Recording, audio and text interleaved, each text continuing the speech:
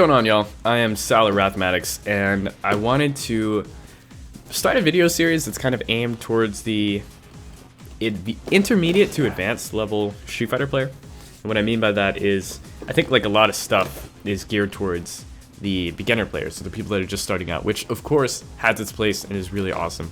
But some of the more intricate concepts of the game are really hard to grasp when you're first starting out, and one of those is conditioning your opponent. So let's say I am Ken, and I'm playing against a really aggressive Ryu player. I throw fireballs whenever I'm over here, right? So the Ryu's like, damn, what am I going to do without this dude throwing fireballs? Well, once I get close to him, I'm going to jump, because I know he's going to throw a fireball. So I recorded him jumping, so what I'm going to do is, I'm going to back up, throw some fireballs, right? Then I'm going to wait, wow, this dummy just jumped on me. I'm going to wait until he jumps, and then anti-air him. That is a form of conditioning your opponent to jump at you, even though he really shouldn't be jumping at me, because I'm waiting for it. I'm throwing fireballs until he gets to that range where I can anti-air him, and then I'm not going to throw fireballs, because if he jumps at me and I throw a fireball, I get like full combo. Yeah, like that. So what I'm going to do instead is I'm just going to chill at that range and wait for him to jump. And then when I see him jump, I'm going to react. So you can, as Ken, you can react with Ultra. As other characters like Deadly, you can do medium kick, or Chun-Li medium kick as well. Like, every character has some form of anti-air that they can use in those situations. Maybe it's an anti-air if your character's really struggling, like Vega. But yeah, so the point is, I'm getting Ryu to jump. So that's how you would condition your opponent on defense. And that is something that they need to start. Your opponent has to realize that they're being conditioned to jump at that range. And if they're not, they're going to lose. They're going to lose off of anti-airs and making simple mistakes like that and not recognizing the patterns in their own play. So let's explain a little bit of conditioning on offense. So let's say I'm Ken and I'm at the life deficit against Ryu. You see this throwing fireballs at me, he's just not stopping. Anytime I get close, he's just like, yo, fuck you, I'm not gonna throw fireballs, I'm just gonna wait for you to jump. So he throws fireballs at this mid-range, right here, where I can't really jump at him, I can't really step kick him, can't really do anything about that. So, he doesn't notice, I suppose, I don't know, maybe he doesn't notice, maybe he does, that Ken has Ultra 2. So, if I'm Ken and I see him throwing fireballs at me like this, I'm going to start buffering Ultra 2. I think this is probably too far, actually.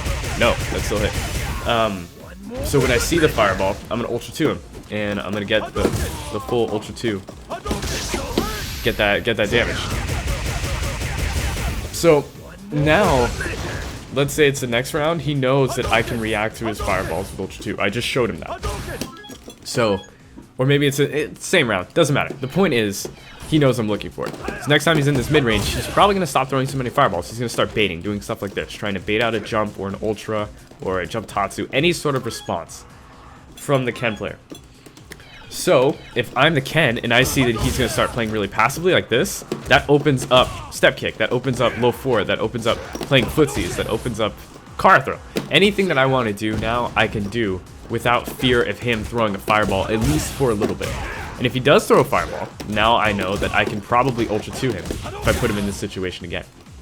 But now that I see he stopped throwing fireballs, that means he's aware of his own habits, and he's trying to learn from his mistakes that happened earlier in the set. So that gives me something about the player. He's trying to download me while I'm trying to download him. If he just keeps throwing fireballs like fuck it, whatever, then he's not learning from his past mistakes, and you're probably just gonna, you can just run train on him. You could probably just run set play. Probably won't block the vortex. The point is, you want to try to see if your opponent is trying to download you and trying to fix mistakes that they had in the previous round or in a previous moment during the match.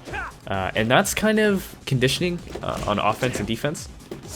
Because if you're on defense, you're trying to make your opponent think that they have an opening when it's not really there, and then you capitalize on them trying to open you up. And if you're conditioning someone on offense, you want them to stop doing something that's going to stop you from getting in. So like, if this Ryu player just keeps throwing fireballs, and I don't want to jump, because if I jump, that means Ryu can, DP and Ultra me. So I don't want to jump. Let me see if I can do this. Let me see if I recorded it correctly to do this. No, okay, totally didn't. Anyways, the point is, I don't want to jump because jumping is very risky. Because if he decides not to throw a fireball and I did jump, I'm gonna get rocked. And that's, you know, that's never fun. But if he decides not to throw a fireball and I know because I conditioned him earlier to not throw a fireball, I can just walk up car throw. I can walk up sweep. I can try to play footsies with him now that I know that fireball is not an option. Like, that's not something in his poke repertoire. So I'll stay right here outside of the range of all of his stuff, wait for him to press something, and whiff punish him with sweep. That is using conditioning on offense and defense. Hopefully it made sense. Let me know what you guys think of the video series. I'd like to continue with it because I feel like it's pretty therapeutic for me to kind of sit here and talk to myself about Street Fighter stuff. But I hope you guys enjoyed it. I've been Sally Rathmatics, and I will see you guys later.